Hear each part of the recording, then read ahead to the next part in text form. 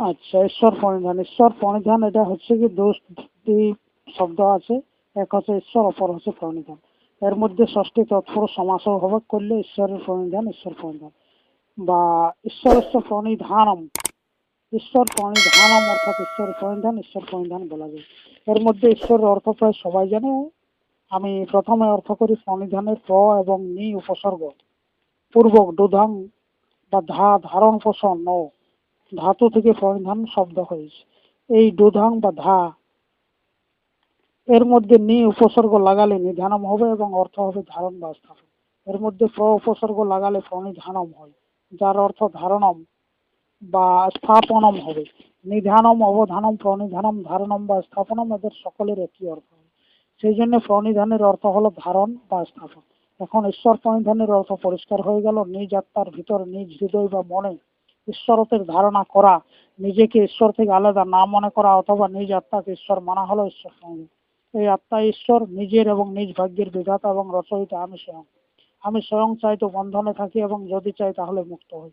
অজ্ঞান দূর করার জন্য, দুর্ভাগ্যকে হটানোর জন্য অথবা রোগ দোষ এবং দরিদ্রতা নাশ করার জন্য কারো কাছে লুটানো বা প্রার্থনা করার আবশ্যকতা নেই। আপনি স্বয়ং এইসব নিজ ইচ্ছা এবং সংকল্প মাত্রে করতে পারেন। এক ঘরে বসে যে ধীরে ধীরে ঈশ্বরের প্রার্থনা করে তা অপর কেউ শোনে না, কেবল আপনার আত্মা শোনে এবং সে আপনার বিশ্বাস অনুসারে ফল দেয়। প্রত্যেক মধবের সিদ্ধান্ত হলো যে বিশ্বাসের সাথে প্রার্থনা করো। বিশ্বাসই হলো ফলদায়ক। যদি নিজ আত্মা এবং নিজ বিশ্বাসে ফলদায়ক হয় তাহলে যোগীকে নিজ ঈশ্বর তত্ত্বের জ্ঞান লাভ করে নিজ আত্মাতেই কাজ করা দরকার। যোগী গোলামির মতো কারোর সামনে এত দূর যে ঈশ্বরের সামনেও গড়ানো এবং প্রার্থনা ব্যর্থ মনে করে এবং ব্যর্থ হয়েও। যে কথাকে আমি স্বয়ং পুরুষার্থ করতে পারি, যাকে স্বয়ং আমার আত্মা করতে পারে, তার জন্য অপরের কাছে অথবা কোনো দেবী দেবতার কাছে প্রার্থনা করা ব্যর্থ। প্রার্থনা তো দাসত্ব এবং গোলামির সাথে থাকে। পরম পুরুষার্থী এবং সাহসী যোগীর হৃদয়ে দাস এবং গোলামির ভাব আত্মজ্ঞানে বা নিজ ঈশ্বরত্বের জ্ঞানে বের হয়ে যায়। যার মধ্যে গোলামির ভাব নেই সে প্রার্থনা করতে পারে না। প্রার্থনা করা ভিক মাগা সৎপুরুষের কাজ নয়। পাখি এবং পশুদের মধ্যে প্রার্থনাকারী বা ভিক মাগনকারী কেউ নেই।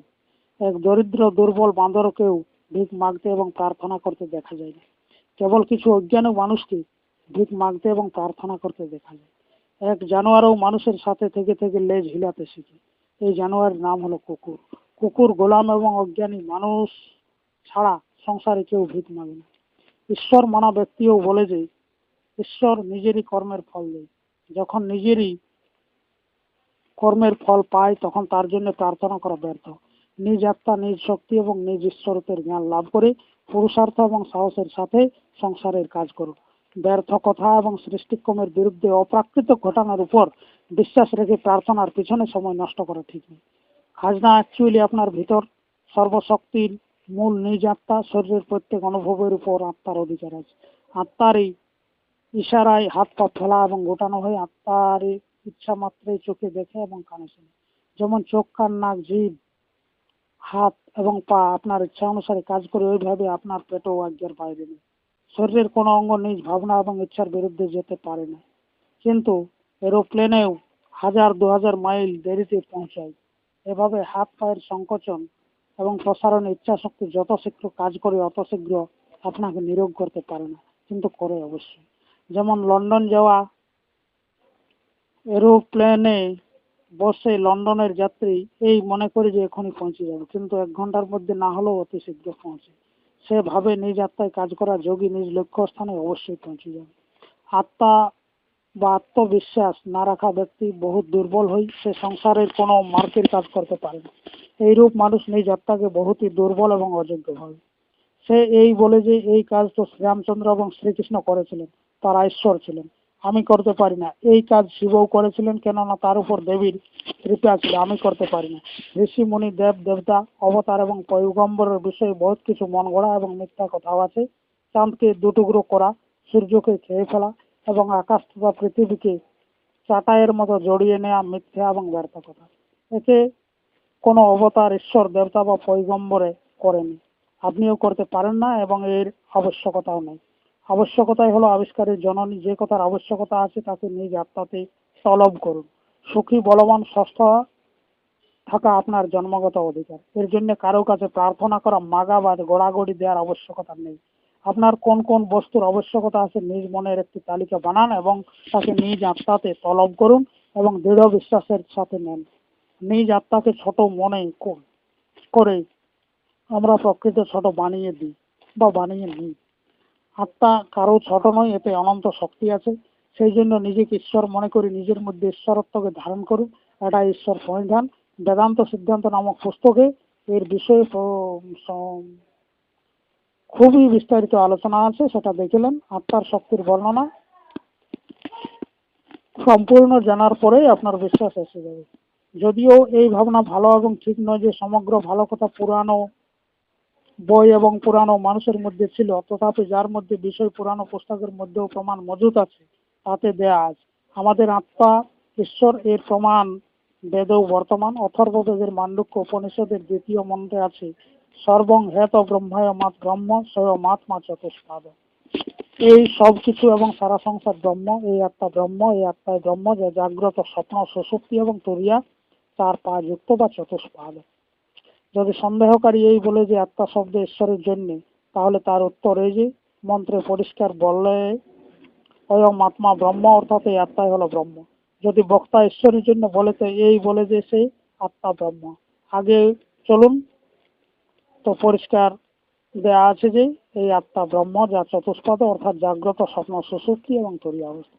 এই উপনিষদের মন্ত্রও এটা পরিষ্কার আছে যে জাগরিত অবস্থান প্রথম পাদ, স্বপ্ন অবস্থা প্রজ্ঞ দ্বিতীয়, সুষুপ্ত অবস্থা একীভূত, আর শান্তং শৈব ভূতং চতুর্থ মন্তস্য আত্মা সবিন্দে।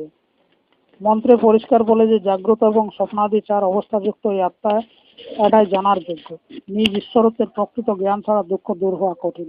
এটা অবশ্য জানা দরকার যে আমি কোনো দেবতা বা ঈশ্বরের তৈরি নই, আমি নিজেকে নিজ থেকে তৈরি করি, এবং যদি আগে তৈরি হয় তো এখনো যদি কেউ সংসারে কম থাকে তো তাকে বানাতে পারি।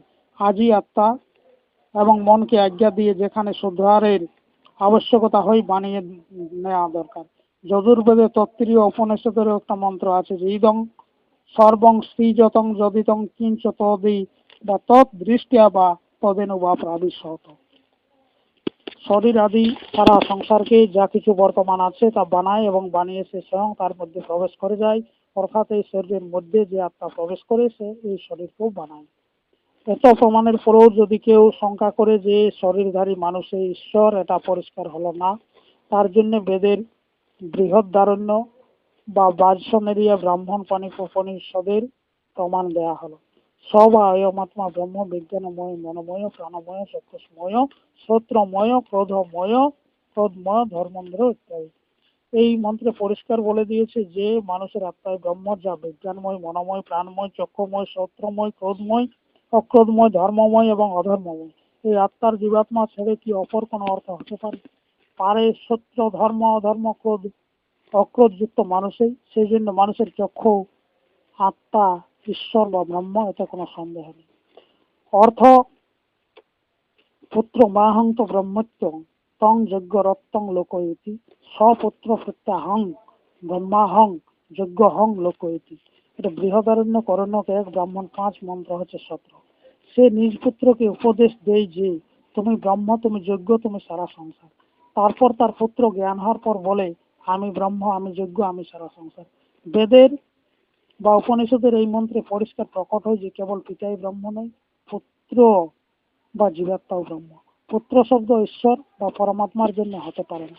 অতএব নিজ ভিতরের নিজ আত্মা ঈশ্বর এবং যোগীগণ এর উপাসনা করে, এর জ্ঞান লাভ করে এবং নিজ ঈশ্বরত্বের জ্ঞান লাভ করে তাকে হৃদয়ে ধারণ করে।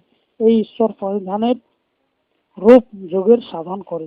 ঈশ্বর বাইরে নয়, ভিতরে নিজ আত্মা বা নিজের হৃদয়েই মজুদ আছে। নিজেকে ছোট, দুর্বল এবং নিজ করে মানুষ নিজ জাতির বড় ক্ষতি বানায়। নিজেকে ছোট মনে করলে কোনো উৎসাহ থাকে না, সাহস থাকে না এবং পুরুষার্থ কমে যায় এবং মানুষ জিত হলেও মৃতের মতো হয়ে যায়। যে আত্মাকে ছোট মনে করে তাকে বেদে আত্মহত্যা বলে। স্বয়ং খারাপ করা, নিজ আত্মার নিজ হাতে নাশ করা বহুত বড় পাপ। অথর্ববেদের ঈশাপনিষদেও বলেছে যে ও সূর্য নামতে লোকা অন্ধেন তমসা বৃতা ট্যাংস্তে প্রত্যাবি গচ্ছন্তি যে কে চাত্মন হন জনা।